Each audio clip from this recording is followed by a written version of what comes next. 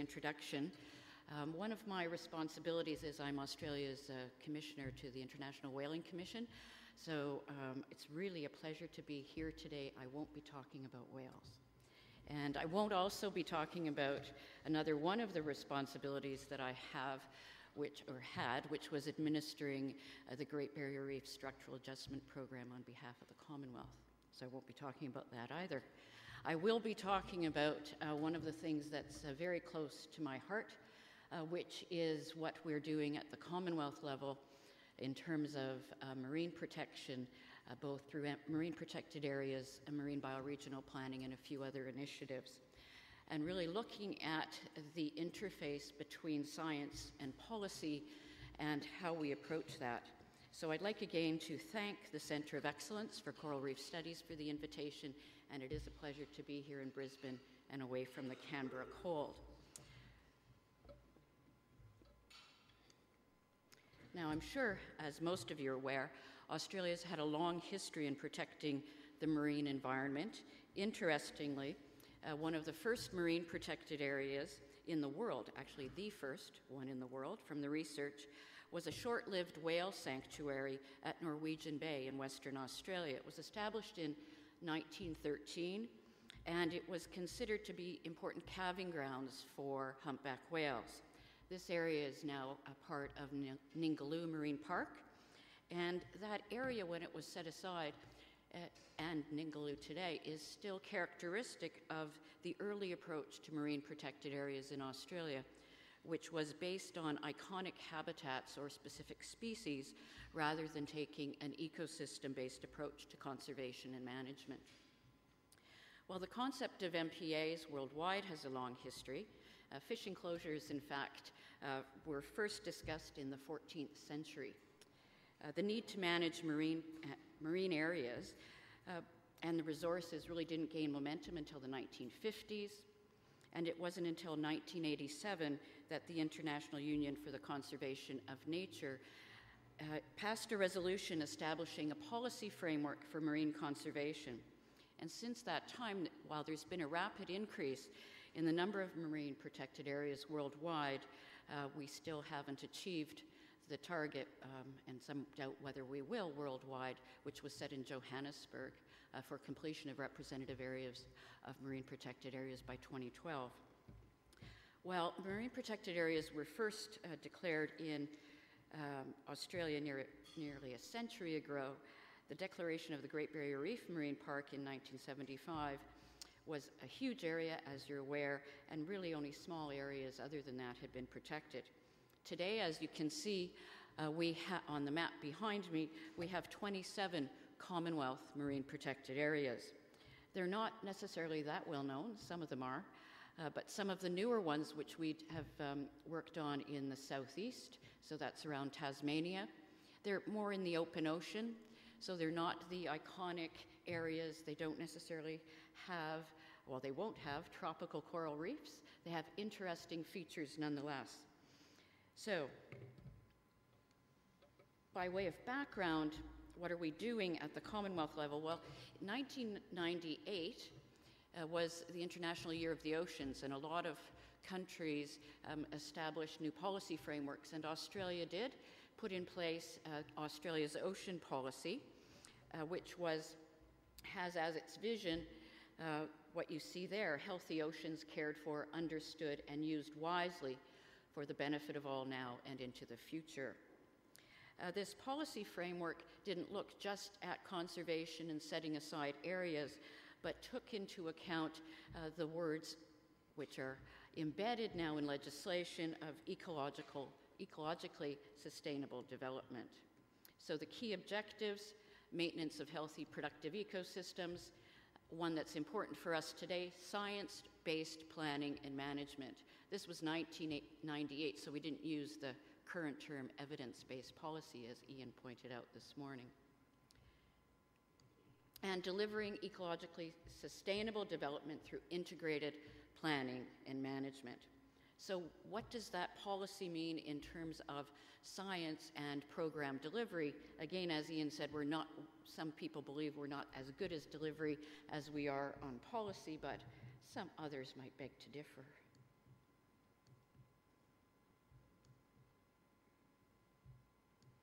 There we go.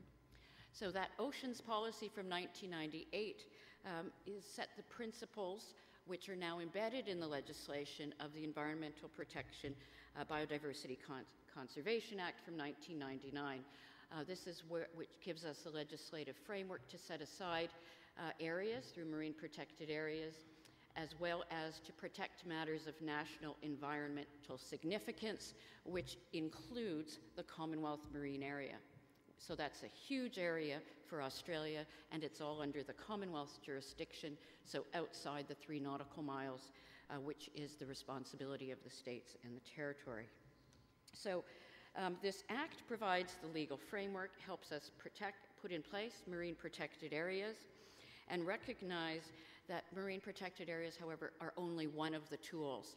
And I really want to emphasize this because whether it's at various international fora or domestic public consultations in the work that we're doing now, everyone focuses on marine protected areas and not necessarily on the other marine conservation tools that we have in place and that we can use to conserve the marine environment.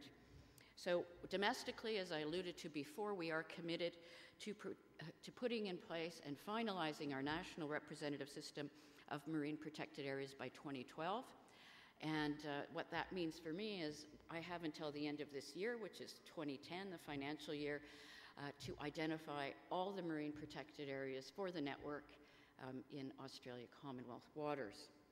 So they're one aspect of protecting the marine environment, and we use the principles of comprehensiveness, adequacy, and representativity. So while we've moved from iconic small MPAs to large networks of MPAs, and what you would have seen in the earlier slide, especially around the southeast, is it's a network of marine protected areas that we've put in place. And of the estate, which we have now of 27 marine protected areas, 43% contain highly protected sanctuary zones, or what the IUCN refers to as Category 1A.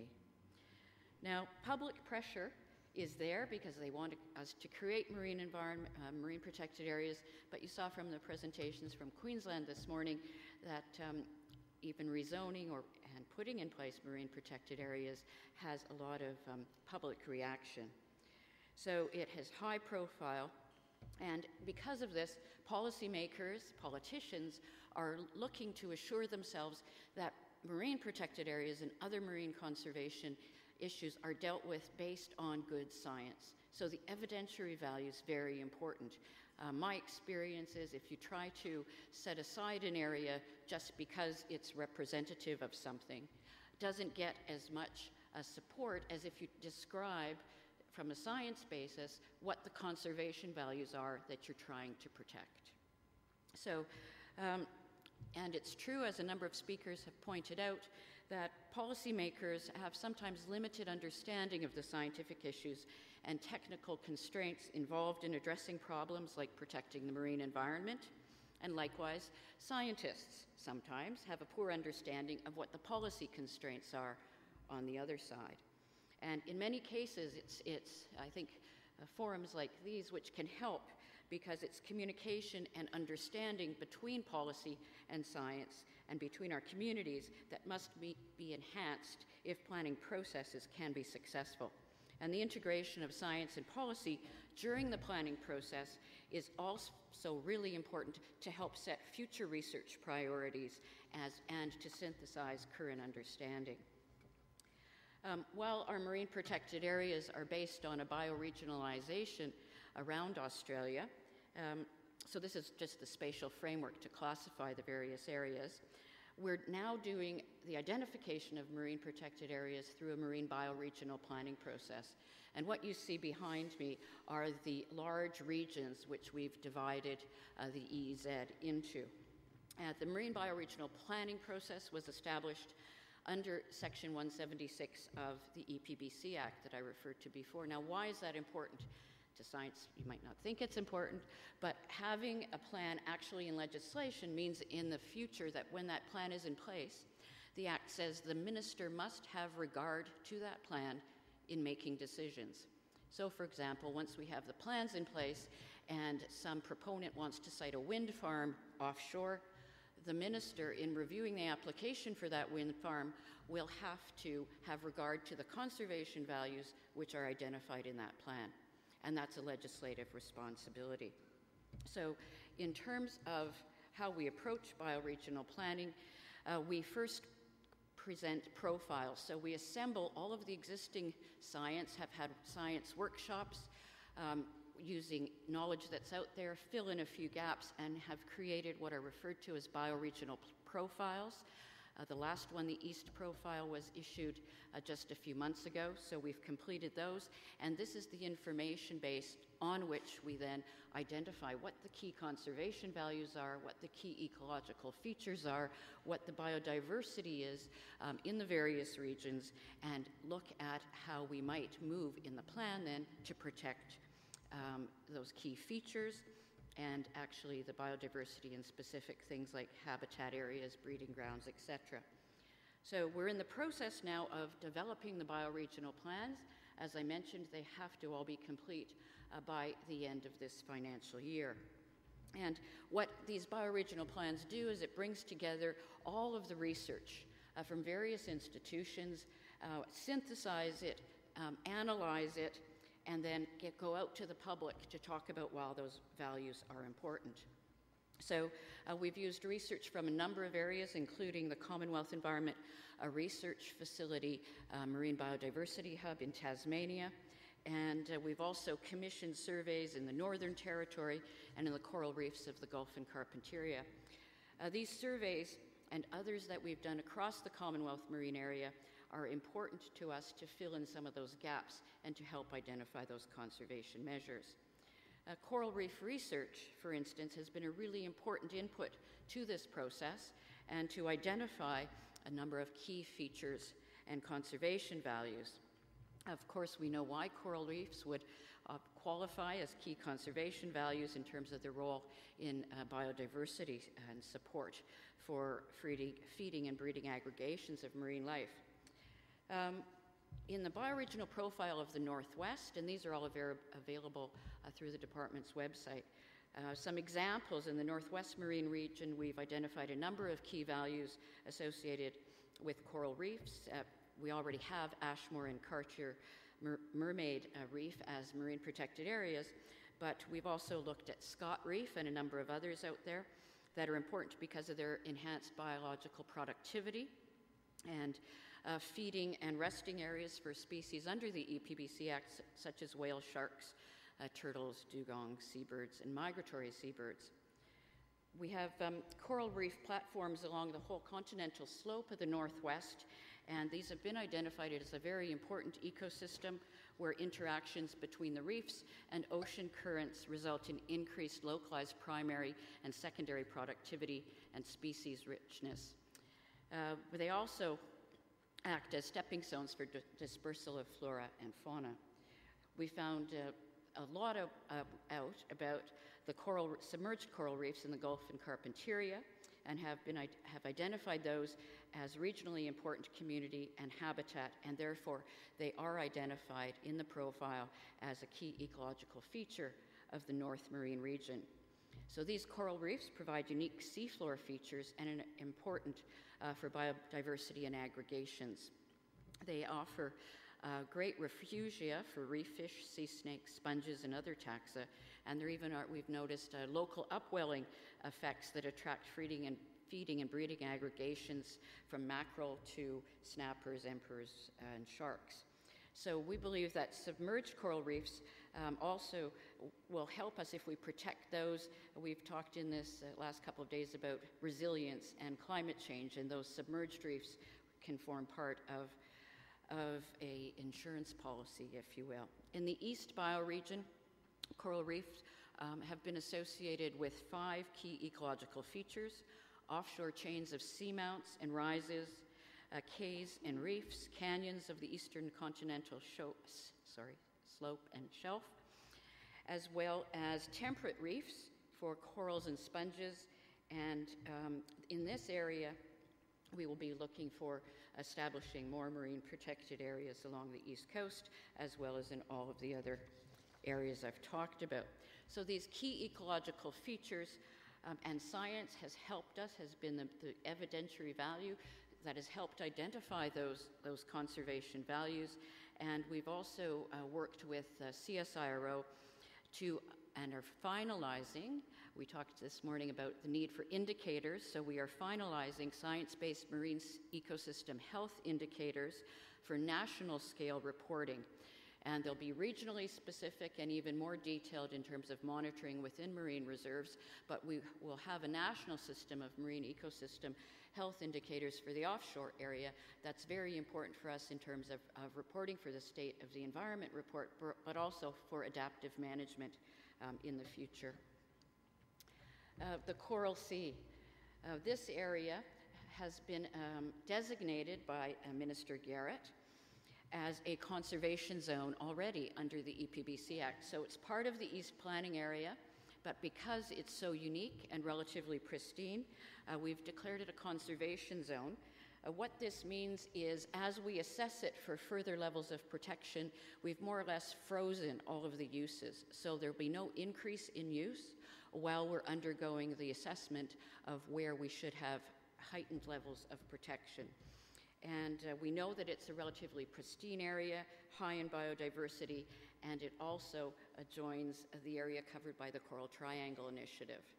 So in a few years' time, as the Coral Triangle progresses, we finalize our work on the Coral Sea, we have the Great Barrier Reef, and we have work going on land. We'll have a whole land, oceans, all the way over continuum, hopefully, of marine protection. So we've talked this morning about the Coral Triangle and the work that John's been involved with. Australia is a partner in the Coral Triangle Initiative, and we've been supporting efforts to enhance marine protection through this initiative. The minister was at the World Ocean Summit, and we met with the 6 CTI leaders, and it was very, very striking to see the 6 leaders in a room all putting money on the table for marine protection, and for small countries like the Solomon Islands and Papua New Guinea to actually come up and declare that they're going to invest in this. It's not just an action plan, but it will, I believe, lead to delivery and improved outcomes. So Australia is supporting training programs in marine conservation planning and the use of science in policy for those countries. We believe it's very important that they have the right policy frameworks in place, and we're starting that work with Indonesia and Papua New Guinea. We also will provide an inventory of marine science education facilities in Australia to help with the capacity building and training courses. And one of our priorities is to really focus on educating people and putting the policy frameworks in place which are needed to stop things like destructive fishing practices. So we're funding a scoping study to work with partners to understand the social drivers and ecological and economic consequences of these practices and identify possible solutions. So those are just a few of the examples of what we're doing, as well as working on a regional marine mammal conservation plan across the Coral Triangle. So we're working with the United States, non-government organizations, all the partners that John referred to this morning, and we really hope to start seeing a lot of progress. One of the other commitments we've made is to fund what will be a bioregional profile or a state of the resources in the Coral Triangle, following very similar along the approach I've outlined that we're doing domestically. So what I've tried to put forward here is to show you the policy results that are based on science inputs. You can see that what we're trying to do is identify the key conservation values, identify the types of areas that need permanent protection through marine protected areas, and use other tools under the EPBC Act, whether they're recovery plans, identification of critical habitats, or through regulatory approaches and approvals. So science is key, improved research is key, and in closing, I'd like to draw your attention to some of the strategic research priorities that the Australian government has identified to support our work in the marine environment. These priorities are identified in a range of documents, as we do in government. There's a research and monitoring framework for Commonwealth marine reserves and marine-specific management plans, and in there you'll see what the various research priorities are.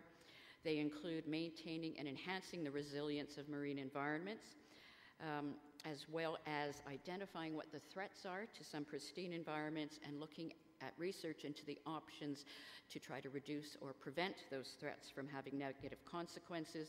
We also have a priority on identifying connectivity and how threats and management actions in one area may impact another. I was also at an international conference in the United States in Hawaii in April, and one of the things that's happening there is they're really looking at this concept of sister sanctuaries, where you'll have a marine protected area established in the breeding grounds for one species and another one in the feeding grounds for a species. So that's an area that's of important research priority too.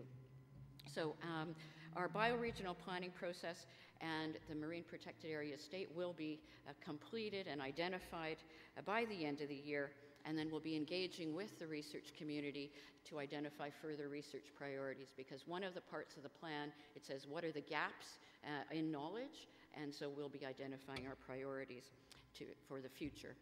But the challenge really for all of us is Australia's done a lot. Australia probably has done more in the area of marine conservation than I think any country that I've seen. So I'm very proud to be here and proud to be part of the Australian government. We're beginning to see, however, the potential impacts of climate change and increases of human use in the coastal and marine environments, even for a country with a relatively small population. So the research community needs now to start looking over the horizon and start today to develop the research agendas for coral reefs and other marine ecosystems, so that policymakers tomorrow, those who will be standing here in a few years, will have the evidence in the future on which to base the decisions that we need to achieve that vision of oceans policy, which is protection and conservation and sustainable, ecologically sustainable use for future generations. Thank you very much.